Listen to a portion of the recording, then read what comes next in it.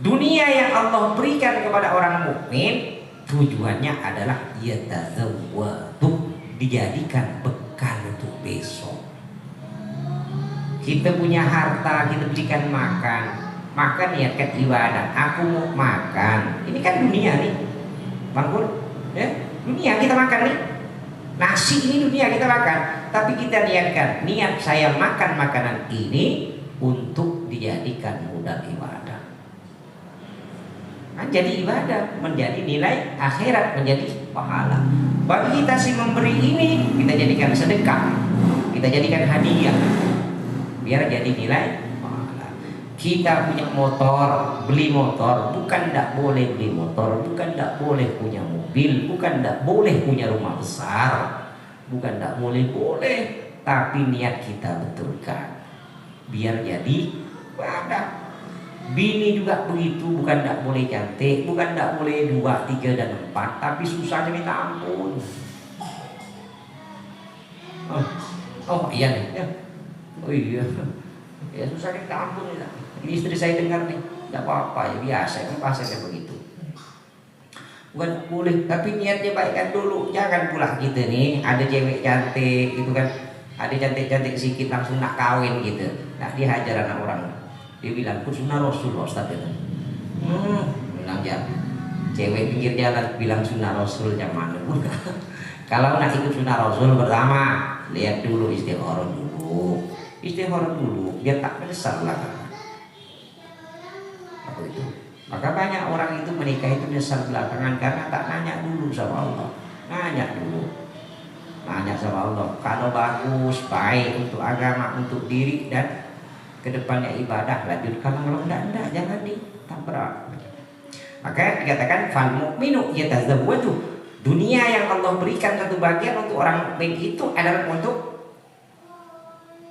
sanggup, jadi untuk persiapan kita. Jadi kita punya modal. Kemudian wal munafiqu yatazayyan, dunia yang Allah ciptakan diberikan kepada orang munafik itu tujuannya adalah untuk berhias diri, mempercantik-cantik diri lah. Punya dunia itu, punya mobil tujuannya biar berbangga-bangga, biar dianggap wah. Punya rumah besar dianggap wah. Punya pakaian bagus biar dianggap wah, dan sebagainya. Kan beda Bang. Kalau kita pakai pakaian, pokoknya masukkan kanan, tangan kanan, kemudian belakang kiri, niat saya pakai pakaian karena ikut perintah Allah, karena menutup aurat itu perintah Allah. Yang kedua ikut sunnah Rasulullah, itu jadi ibadah. Buka baju sebelah kiri, kemudian sebelah kanan, bacakan bismillah, bismillahirrahmanirrahim, gantung. Kalau tak dibacakan bismillah, habis disetrika atau dipakai oleh setan, degel gitu Bang. Jadi Rasulullah sudah mengajarkan kita, bacakan asma Allah, bismillahirrahmanirrahim, gantung.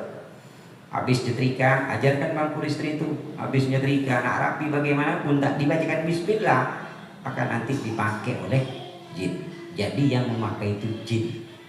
Jadi yang kita nih makainya udah bekas jin. Makanya pakaian baru kadang udah nyetrika kita nih, bukan tambah dekat sama Allah, tambah jauh pada Allah. Rupanya bekas jin. Oh betul. Nah itu pakai. Kemudian wal kafiru yatamatta'u, kemudian satu bagian dunia itu oleh Allah berikan kepada orang kafir, tujuannya yatamatta'u, bersenang-senang. Jadi punya duit itu dihambur-hamburkan untuk memuaskan nafsu. Itu orang kafir.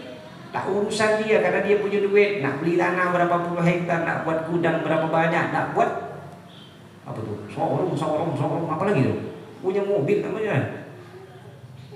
Dipuaskan nafsunya, tidak ada masalah. Karena mereka memang tujuannya adalah bersenang-senang. Kalau Bapak sebagai muslim, saya sebagai muslim punya duit banyak, jangan dihambur-hamburkan, tak boleh.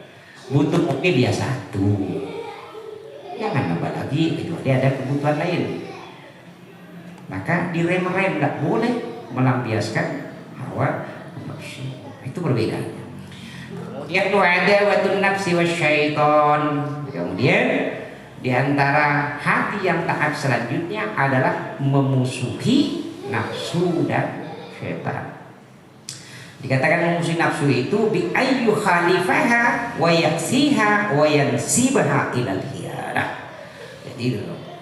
Jadi memusuhi nafsu itu maksudnya adalah menyalahi ia, kemudian durhaka kepada nafsu itu dan menisbatkan nafsu itu kepada khianat. Jadi nafsu itu senantiasa akan menjerumuskan orang. Jadi nafsu itu Pak, kalau makan kita nyaman nih satu piring, nyaman dah tuh. Wah itu karena kita lapar, nambah lagi. Insya Allah bukan nafsu. Tapi kalau yang ketiga, ketiga itu udah mulai namanya nafsu udah mulai masuk, dah rasa lidah. Nafsu lidah itu udah nyaman aja. Nah kopi begitu juga, tapi awas tak diminum, minggu depan tak dikasih. Gitu kan, awas kok masih ada pada melawan Ustaz, yang melawan nafsu, awas gitu depan tak ada saya kasih. Jangan tahu itu minum kopi. Kemudian bi'anna yuti amruhu nahyahu, memusuhi setan itu adalah caranya tidak mengikuti perintah dan larangannya, tidak nafsu. Orang itu banyak, maka kata Imam Ghazali itu kalau nak berperang dengan orang, maka kita harus tahu strategi orang, mana pintu-pintu yang akan dilalui, dimasuki, atau kelemahan-kelemahan yang akan dimasuki dari orang. Begitu juga setan. Maka kata Imam Ghazali itu pintu setan itu banyak. Di antaranya adalah ghadab, marah. Kalau kita marah, maka marah itu adalah salah satu pintu masuknya setan. Bahkan dialog Nabi Musa dengan iblis saat turun dari berdialog dengan Allah.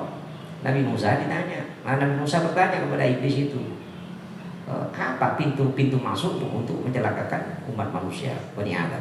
Di antaranya adalah marah.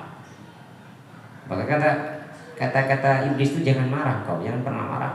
Rasulullah itu pernah ditanya oleh sahabat, ya Rasulullah, dullani ala amalin yudkhiluni jannah. Sahabat bertanya, ya Rasulullah, tunjukkan aku satu amal yang memasukkan aku kepada surga. Kata Rasulullah, la taghdab, jangan kau pernah marah. Bisa enggak? Ada yang belum pernah marah? Bangun. La taghdab, kata Rasulullah, satu ya, la taghdab, jangan marah.